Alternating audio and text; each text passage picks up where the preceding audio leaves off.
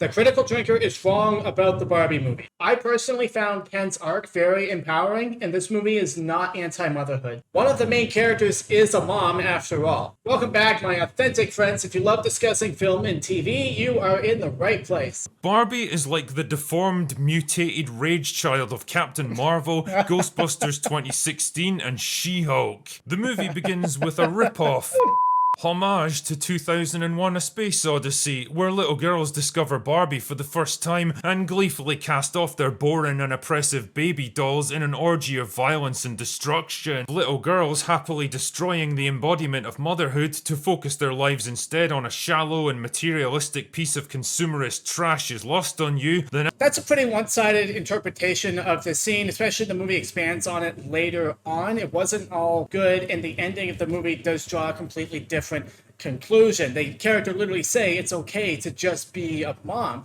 This point of the movie is just showing that little girls were sick of only having the one option. Anyway, the film explains that all the Barbie and Ken dolls live together in Barbie Land, a kind of magical counterpart to the real world, which is portrayed as a peaceful feminist utopia where all the important jobs are done by the Barbies and the Kens just kind of exist. They've got no inherent value, they contribute nothing, they have no power or say in how their society is run, and they're basically looked down on as a bit silly and irrelevant by the Barbies. Oh my goodness, what could the writers possibly be trying to tell us about their views on men? Like, is Barbie a feminist? I was like, well, she's actually like the level up from that, because if you look at Barbie Land at the beginning, like the Barbies are on top and the Kens are kind of disregarded. So I was like, well, that's not equal.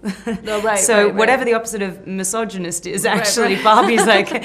So towards the end, when they balance things out, then it might be feminist, but actually it's like beyond feminist. Anyway, this is where we meet stereotypical Barbie, who's busy living her best life, partying with her friends and treating her boyfriend stereotypical Ken like absolute dog.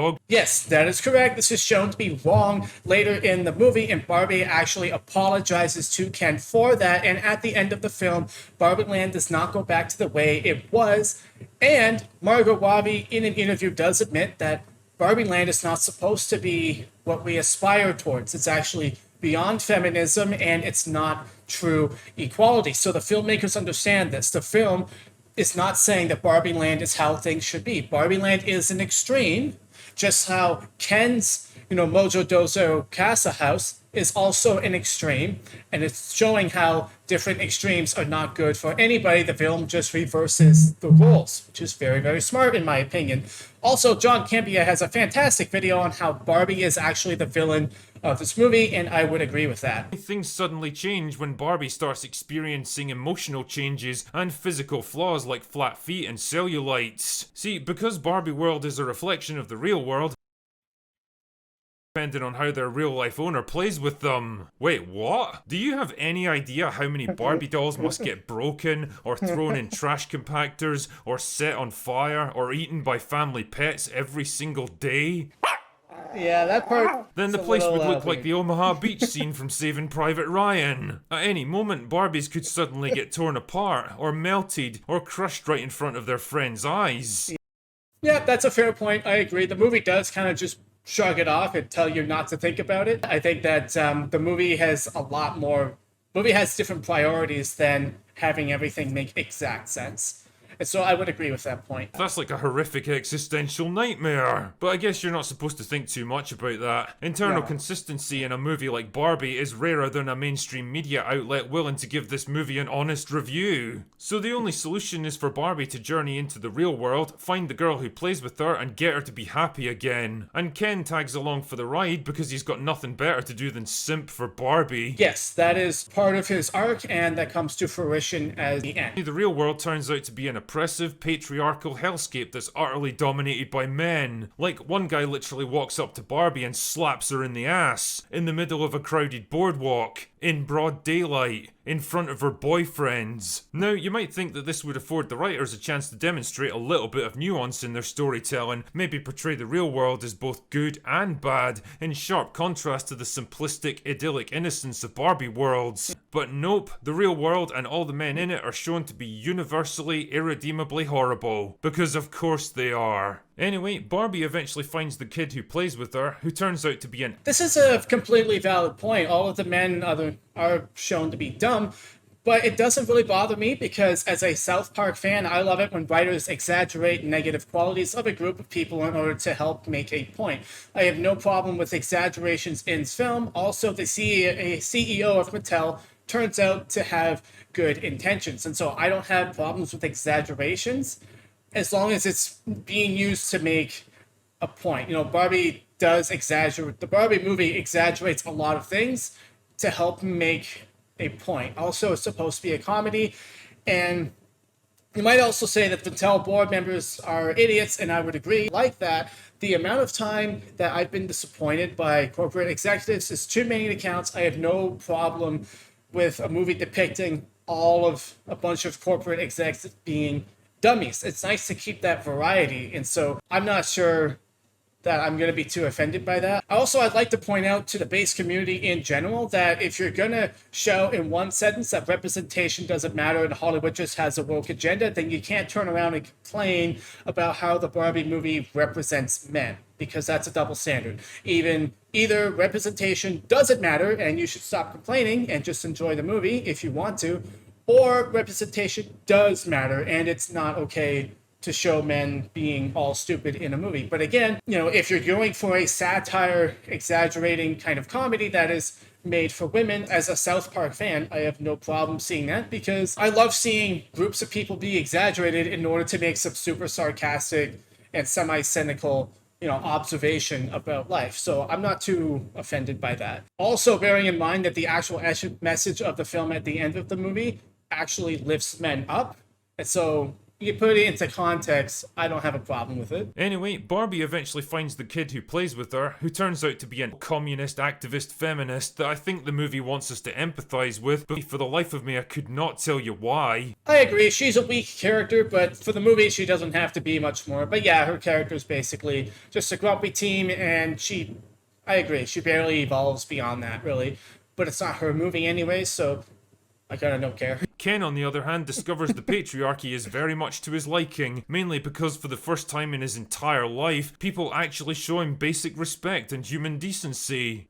Sometimes I get the impression this film isn't saying what the filmmakers think it's saying. So when Barbie eventually returns to Barbie Land, she discovers to her horror that Ken has brought the patriarchy back with him and turned the whole place into a giant frat party in the space of a day. Finally, a plot event I can get behind. It's kind of funny though, because it did make me question how the supposedly intelligent, empowered and self-confident Barbies were so easily subjugated by Ken and the others. This is the kind of awkward little paradox that keeps coming up when you try to constantly portray women as strong, empowered, infallible, kick-ass girl bosses who can do anything and beat anyone, but you also need them to be helpless, oppressed victims of male domination. Yeah, that's the point. This is the message of the movie, that excluding one group of people doesn't work. If you treat a group of people like trash, they're going to turn to other ways to make themselves feel better, and you probably get what you deserve in that sense. That's the whole point of the movie. Barbie Land was a toxic, female-centric society, which the filmmakers have admitted in interviews that that's not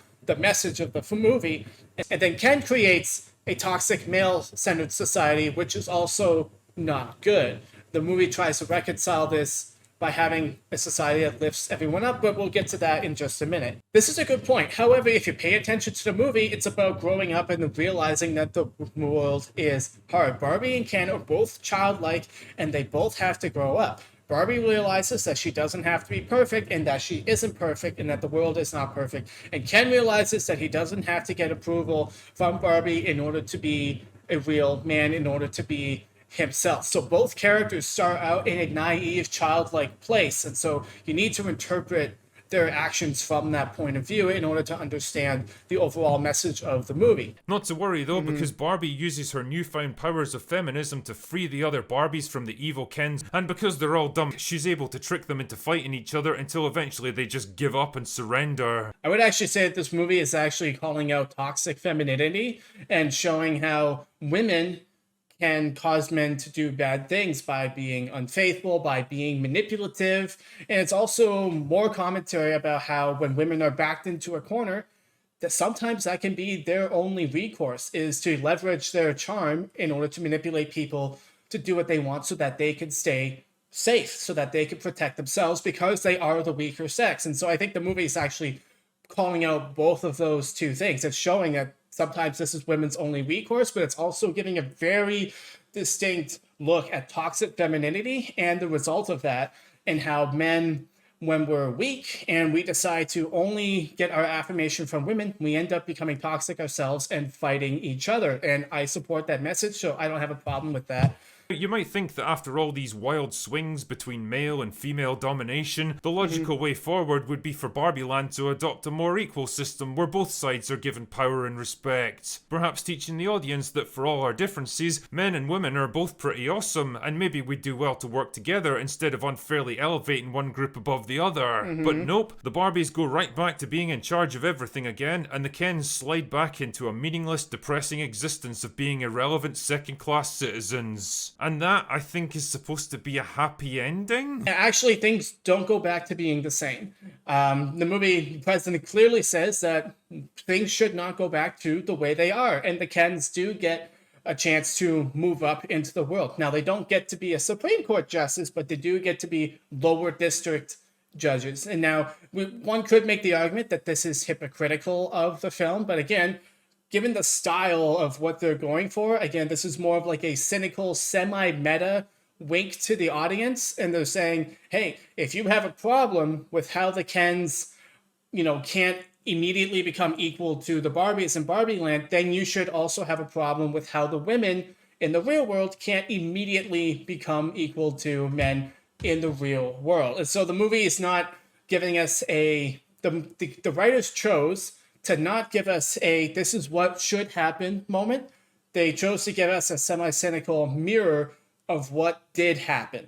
So the movie is not showing you what should happen, it's showing you what did happen and giving sort of meta commentary and using your political baggage to say, hey, if you have a problem with how Kens were treated at the end of this movie, you should also have a problem with how women are treated in the real world. And that ultimately is part of the conclusion of the commentary of the movie. So those are my thoughts. Again, nothing against the critical drinker.